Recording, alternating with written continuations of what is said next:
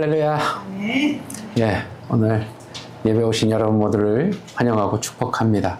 오늘 교제 동행 시리즈 시작했는데요, 지난주부터. 오늘은 그 두 번째 시간, 요한복음 15장 6절에서 8절까지의 말씀을 통해서 말씀을 읽는 사람인가 아니면 말씀이 거하는 사람인가 라는 제목으로 여러분들과 함께 또 은혜를 나누도록 하겠습니다.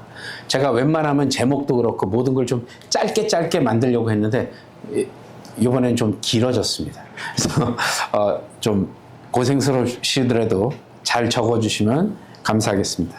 자, 교제 동행 시리즈 내 안에 거하라 두 번째 시간입니다. 지난주에 우리가 1차적으로 시리즈의 가장 기초적이고 위대한 영적 출발을 확인했습니다. 바로 요한복음 전체를 관통하는 단어 하나 말씀드렸는데 뭐였죠? 단어 하나. 메노. 네, 크게 얘기해 주세요. 잘 안 들린다 이제. 요즘 제가 메노, 거하다, 머물다, 또 상주하다 이런 단어의 뜻이 메노라고 말씀드렸습니다. 예수님이 줄기이신 참 포도나무이시고 우리는 그 나무의 생명으로 연결된 가지라는 사실을 말씀드렸습니다. 그래서 가지는 스스로는 단 0%의 열매도 만들 수 없고 오직 원줄기에 착 달라붙어서 그럴 때에만 그 나무의 생명력이 우리를 통과해서 거룩한 열매로 드러난다고 지난주에 함께 우리가 은혜를 나눴습니다. 그런데 자, 오늘 한 주간 여러분이 그 말씀을 붙들고 한 주간 품고 세상에서 사시면서 마음 한구석에 이런 구체적인 질문이 불쑥 찾아올 수도 있다고 생각합니다. 뭐요? 목사님, 제가 참 포도나무이신 그 예수님 안에 거하여야 된다는 거 너무나 잘 알겠습니다. 그런데 이 거함, 이 매노라는 것이 관념이나 추상적인 느낌이 아니라 내 바쁜 일상 속에서 그러면 도대체 어떻게 실제로 그게 이루어지느냐는 겁니다. 어떻게? 매일 출근해서 아니면 가족들을 돌보면서 직장에 나가면서 어떻게 사람을 만나는 그 내 현실 속에서 주님 안에 머문다라는 것이 구체적으로 무엇을 의미하냐는 거죠. 구체적으로 어떻게 해야 되냐는 겁니다. 아마 많은 분들이 이 머무는 삶의 실체에 대해서 좀 갈증을 느끼셨을 수 있습니다. 신앙생활을 오래 했어도 주님 안에 거한다라는 그 개념을 우리가 어떻게 이해를 하냐면 보통은 이렇습니다. 주님 안에 거하라 그러면 우리가 어떤 생각을 하냐면 내 마음에 좀 평안을 누리는 거, 이게 주님 안에 머문다 이렇게 생각해요. 아니면 어떤 영적인 느낌, 막연한 그냥 영적인 느낌, 주님 안에 거한다는 건 그냥 영적인 느낌이라고 생각하기가 되게 쉽습니다. 그런데 오늘 감사하게도 우리가 읽은 본문 말씀은 그 물음에 조금의 모호함도 없이 아주 정확하고 명쾌하게 해답을 우리에게 알려주시고 계신 겁니다. 본문 7절에 이번 시리즈 전체를 관통할 뿐만 아니라 성도의 영적인 삶을 결정짓는 가장 핵심적인 문장을 선포하는데 우리 7절 한번 다시 읽어보도록 하겠습니다. 시작. 너희가 무엇이든지 원하는 대로 구하라. 그리하면 이루리라. 예수님께서 이걸 말씀하시면서 두 가지 거함에 대해서 이야기하십니다. 뭘 얘기하냐면 너희가 내 안에 거하고 그 다음에 뭐예요? 내 말이 너희 안에 거하면 라는 이 거함이라는 말씀을 두 번이나 연속해서 하시거든요. 그러니까 예수님은 주님 안에 거하는 그 매노의 삶이 막연한 환상이나 어떤 감정이 아니라 하나님의 말씀이 내 인격과 내 삶 속에서 거주하는 것과 직접적으로 연결되어 있다고 지금 말씀하신 겁니다.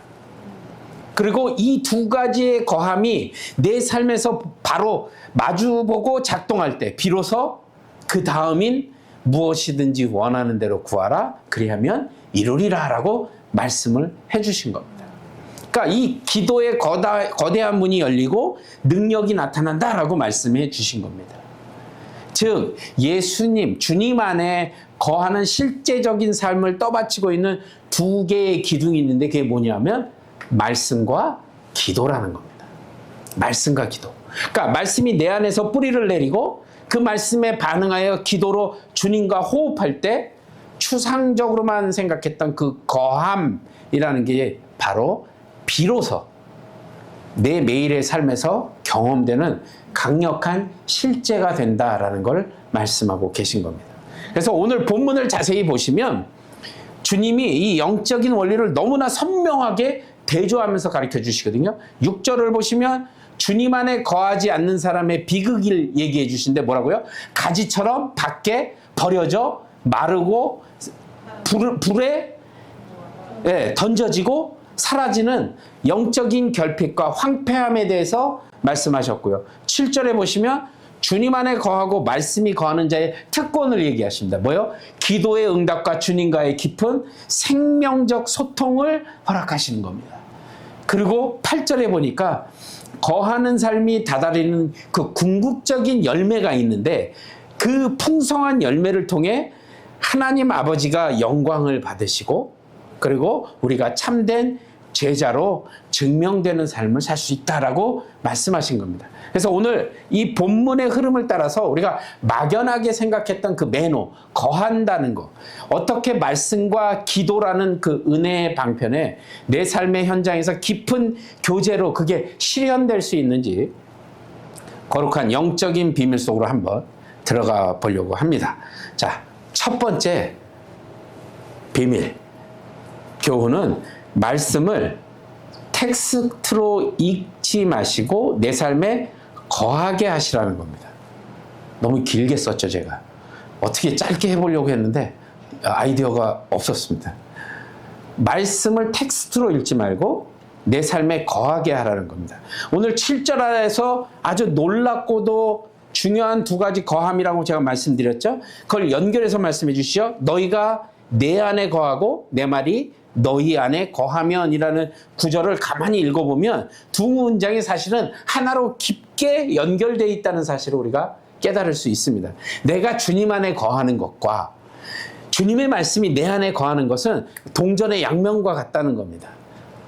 똑같아요. 하나님의 말씀이 아니고서는 우리가 주님이 누구신지를 알 수 없고 말씀 안에 주님이 계시기 때문에 말씀 없이는 결코 주님 안에 거할 수 없다라는 겁니다.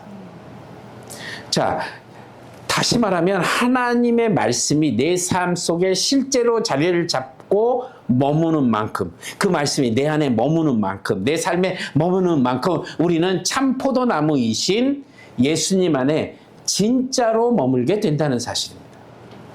근데 반드시 우리가 알아야 될 아주 중요한 구분이 있는데 예수님이 말씀하신 내 말이 너희 안에 거한다라는 것은 단순히 성경을 몇 장 읽었거나 내가 통독을 몇 번 했다거나 아니면 내가 암송 구절을 많이 알고 있어서 둘둘 외운다라는 그 차원과 달리 물론 매일 성경을 읽고 암송하는 일이 정말 귀하고 좋은 습관입니다. 그런데 거한다는 그 단어의 매노는 눈으로 글자를 읽고 그냥 지나가는 어떤 이례적인 행동이 아니라는 겁니다.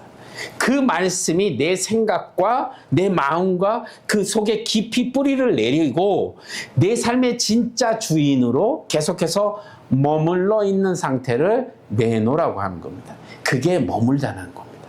그러니까 말씀을 단순히 읽는 것은 눈과 머리로 글자를 읽고 지나가는 그 지식 이동에 불과하다는 겁니다. 그 순간에 끝나는 이례적인 행동이라는 거예요. 그런데 그 말씀이 내 안에 거하는 것은 그 말씀이 내 영혼에 남아 내 생각과 내 행동과 바뀌어가는 내 삶을 바꿔가는 변화의 역동적인 그래서 24시간 계속해서 내 마음을 다스리는 지속적인 상태를 이야기하는 겁니다. 그게 거한다는 겁니다. 그러니까 힘든 일을 만났을 때 머릿속에 가물가물한 정보나 지식으로 남는 것이 아니라 바로 그 말씀이 확 먼저 떠올라 나를 끌고 가주는 거죠. 그 말씀 안에서. 그래서 요한복음 8장 31절은 그러므로 예수께서 자기를 믿은 유대인들에게 이르시되 뭐라고요? 너희가 내 말에 거하면 참으로 내 제자가 되고 라고 말씀하셨습니다. 그냥 너희들이 그저 나를 믿기만 하면 제자라고 말씀하시지 않으셨어요. 내 말이 거해야 내 제자가 된다고 분명하게 말씀하셨고 선언하셨습니다. 그러니까 하나님의 말씀이 내 생각과 내 감정, 내 고집을 다스리도록 자리를 내어드리는 사람이야말로 진짜 제자라는 이야기입니다. 우리가 지난주에 배운 제자도가 주님을 따르겠다고 첫 발을 내디는 부르심이었다면 이번 주에 배우는 이 제자도는 매일의 삶에서 어떻게 계속해서 제자의 삶을 살아갈 것인가에 대한 영적인 원리를 알려주고 있다는 겁니다. 하나님의 말씀이 내 안에 상주하고 나를 이끌 때 비로소 우리는 세상 속에서 진짜 제자답게 살아갈 수 있다는 겁니다. 그렇다면 하나님의 말씀이 내 안에 거한다는 것은 그럼 우리 일상에서 구체적으로 어떤 모습으로 나타나야 하냐는 겁니다. 그게 바로 말씀을 여러분 어떻게 해야 되냐면 말씀을 천천히 되새김질하는 겁니다. 뭐라고요? 말씀을 천천히 되새김질하는 것. 그러니까 시편 1편 우리 암송하시죠? 암송하시죠? 복 있는 사람은 여호와의 율법을 즐거워하여 어떻게 한다고요? 그 율법을 주야로 어떻게 해요? 묵상한다라고 얘기합니다. 근데 원어의 이 묵상하다라는 단어를 원어로 보면 히브리어로 하가라는 단어를 썼거든요. 하가. 이 하가가 어떤 의미를 가진 단어냐면 소가 풀을 먹은 뒤에 소화를 시키기 위해서 계속 몇 번이고 다시 하는 걸 뭐라고 그러죠? 되새김질이에요. 이 말씀을 소가 염을 먹듯이 되새김질하고 씹고 또 씹는 그 모습을 한 단어가 바로 하가. 우리에게는 묵상한다라는 단어로 쓰여진 겁니다.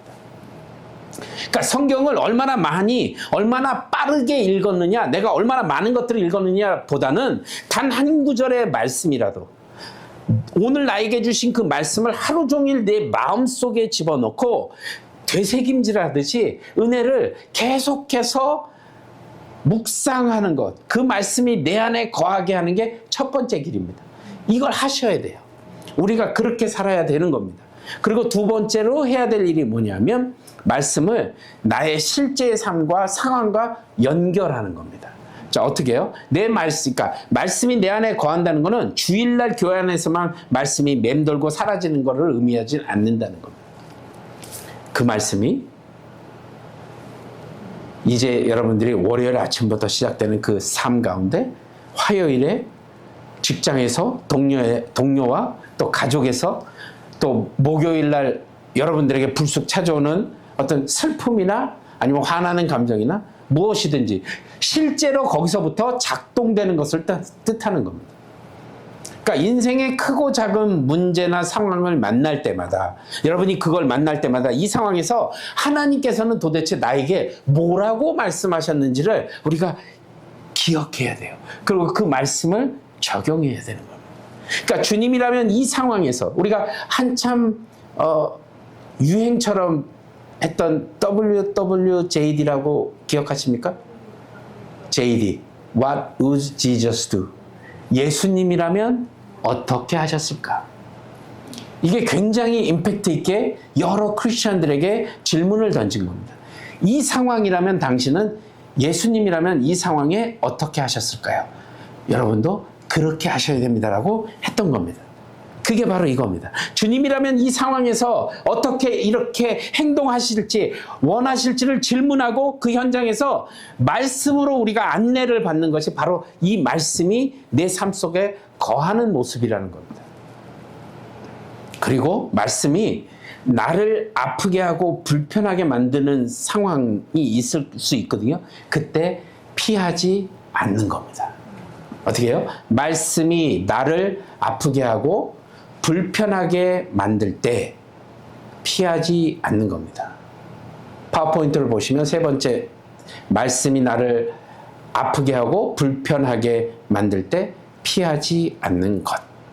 그러니까 히브리서 4장 12절의 말씀이 하나님의 말씀은 어떻게 해요? 살아있고 활력이 있어 좌우의 어떤 날선 검보다 예리하고 혼과 영혼과 및 관절과 골수를 쪼개기까지 어떻게 해요? 마음의 생각과 뜻을 판단한다고 말씀하신 겁니다.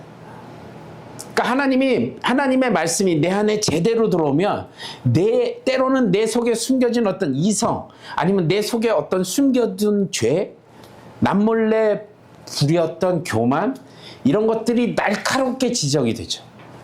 그리고 마음을 아프게 하고 불편하게 만든다는 겁니다.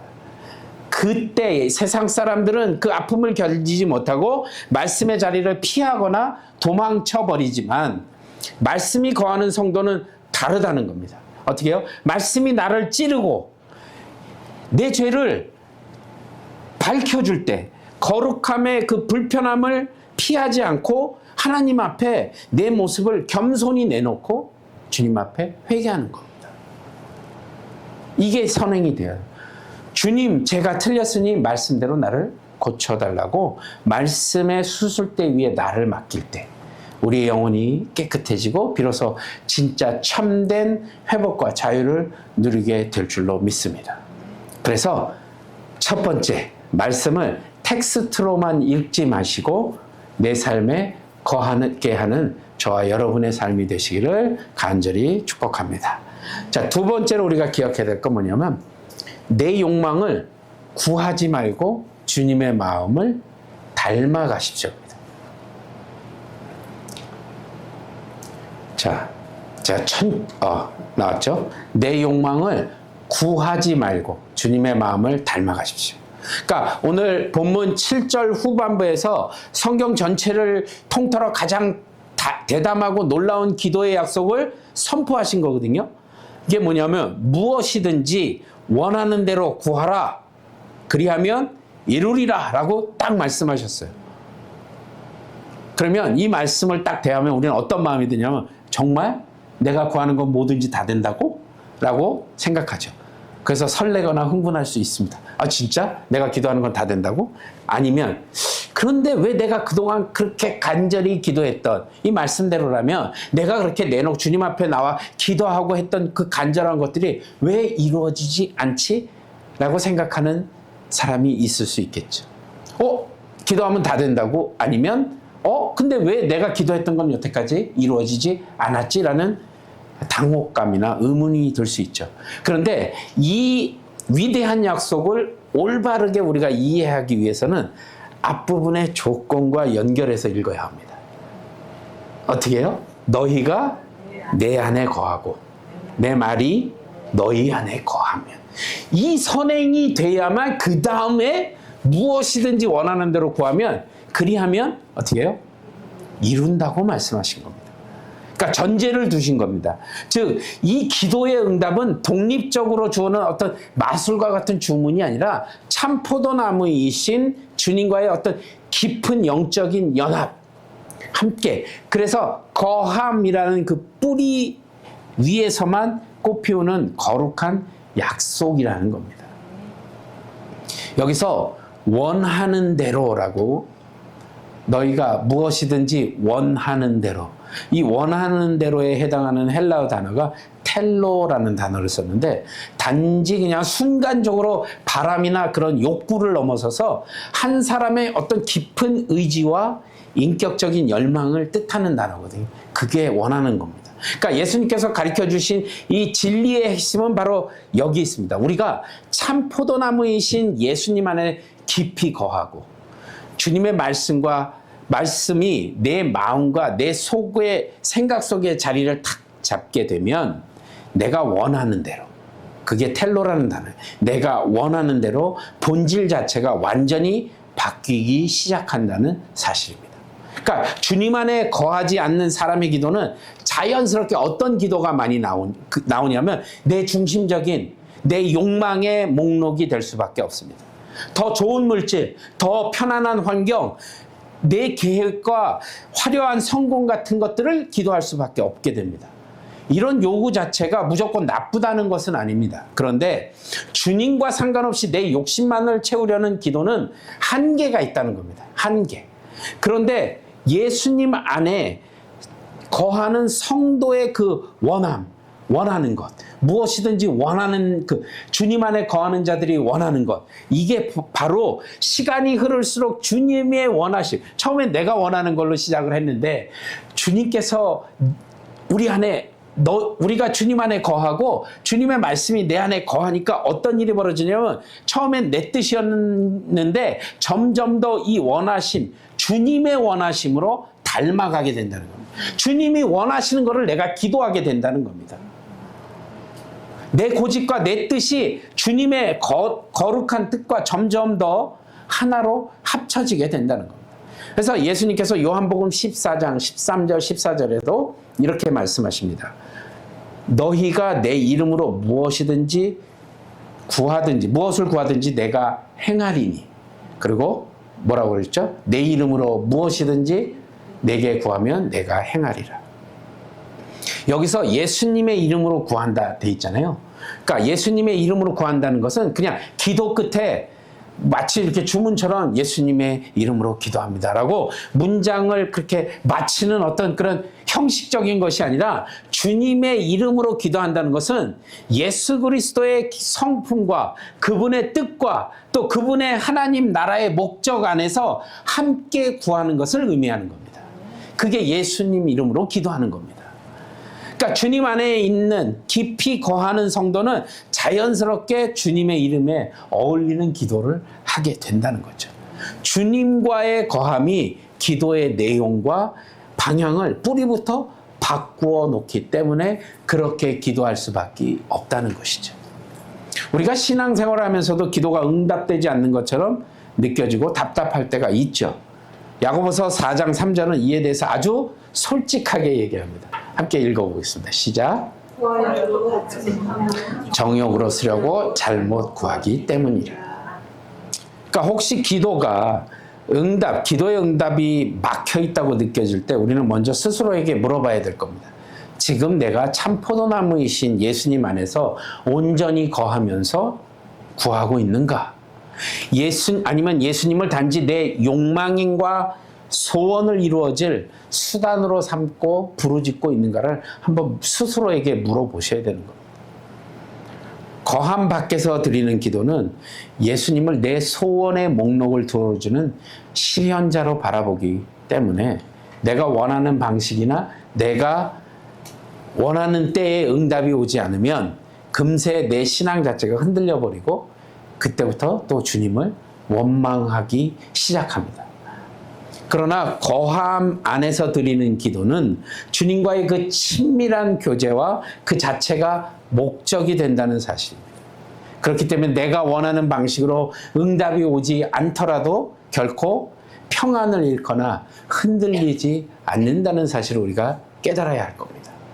예수님 안에 거하는 기도는 내 뜻을 하나님께 관철시키는 것이 아니라 아버지의 뜻에 내 삶을 맡기는 기도로 변화된다는 사실을 여러분 잊지 마시기 바랍니다.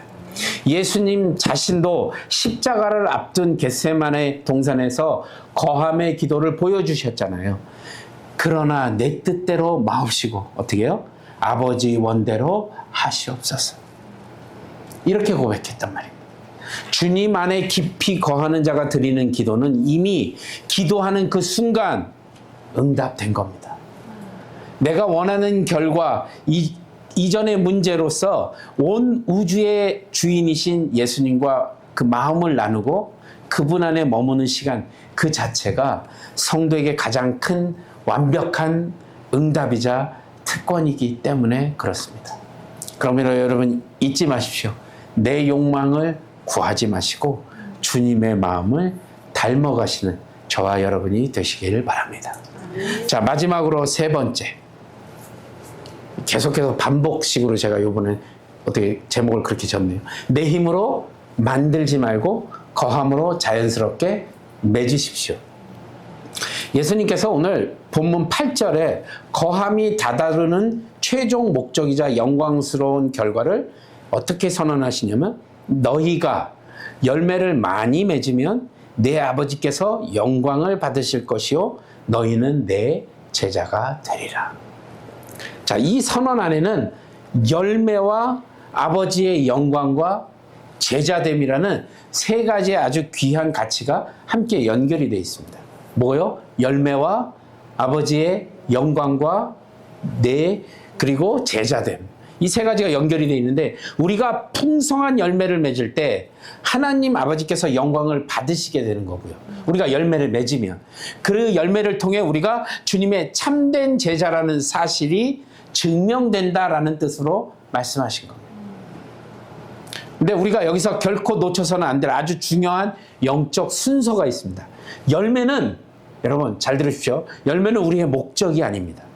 열매는 우리의 목적이 아니라 주님 안에 거함으로 따라오는 당연한 결과라는 사실을 깨달아야 합니다. 우리는 그걸 막 열매를 맺으려고 할 발버둥 칠 것이 아니라 어떻게 해요? 주님 안에 거하면 따라오는 당연한 결과입니다. 아니 어떤 가지가 내가 어떻게 해야지 열매를 많이 맺어서 멋지게 자랑할까라고 생각하는 가지는 없는 거죠. 그 목적을 품고 나무에 붙어 있는 것이 아닙니다. 가지의 목적은 그저 나무에 굳건히 붙어 있어서 원줄기로부터 많은 수액과 영양분을 공급받는 것뿐입니다. 그렇게 나무 안에 머물고 생명을 공급받을 때 열매는 애쓰지 않아도 자연스럽게 맺히는 결과물이라는 사실입니다. 만약 우리가 주님 안에 거하는 목적을 열매를 맺는 것 자체에 두면 우리는 또다시 내 힘으로 무언가 노력하고 이루어내려는 종교적 성과주의와 율법주의에 빠지게 된다는 사실을 기억해야 합니다. 그러면 요한복음 15장에서 말하는 열매란 그럼 어떤 구체적인 열매를 의미하는 걸까요? 이게 사실은 두 가지 차원으로 좀 어려울 수는 있지만 제가 최대한 쉽게 말씀드리게요. 두 가지 차원으로 이해할 수 있습니다. 여기서 말하는 열매. 첫 번째는 예수 그리스도를 닮아가는 성품의 열매입니다. 이게 뭐냐면 갈라디아서 5장 22절에 23절에 나오는 곧 성령의 열매. 사랑과 희락과 화평과 오래 참음과 자비와 양성과 충성과 온유와 절제. 예수 그리스도를 닮아가는 성품의 열매입니다. 이것이 내가 내 의지와 결단으로 쥐어짜서 만들어내는 도덕적 결과물이 아니라 참 포도나무이신 그 예수님의 영, 즉 성령께서 내 안에 거하시고 일하실 때 자연스럽게 내 삶에서 피어나는 인격적인 변화죠. 그 열매입니다. 예수님 안에 오래 머물고 깊이 거한 사람은 나도 모르는 사이에 어떻게 예수님과 거룩한 성품과 향기를 닮아가게 되는 겁니다. 이게 예수 그리스도를 닮아가는 성품의 열매인데요. 두 번째는 사랑으로 흘러가는 관계의 열매입니다. 이게 뭐냐면 예수님께서 요한복음 15장 12절에서 내 계명은 내가 너희를 사랑한 것 같이 너희도 서로 어떻게 하라고요? 사랑하라. 그렇게 말씀하셨거든요. 그러니까 참 포도나무에 붙어 주님의 무한한 사랑과 은혜를 공급받은 사람은 그 사랑이 영혼 속에서 막 차오르고 넘쳐서 그 사랑이 결국 내 주변에 있는 사람들과 공동체를 향해 막 흘러가게 된다는 겁니다. 그게 사랑으로 흘러가는 관계의 열매를 맺게 된다는 겁니다. 주님 안에서 사랑 안에서 주님 안에 사랑 안에서 거함이 삶의 현장에서 서로 품고 격려하며 사랑하는 아름다운 관계의 결실로 나타나는 겁니다.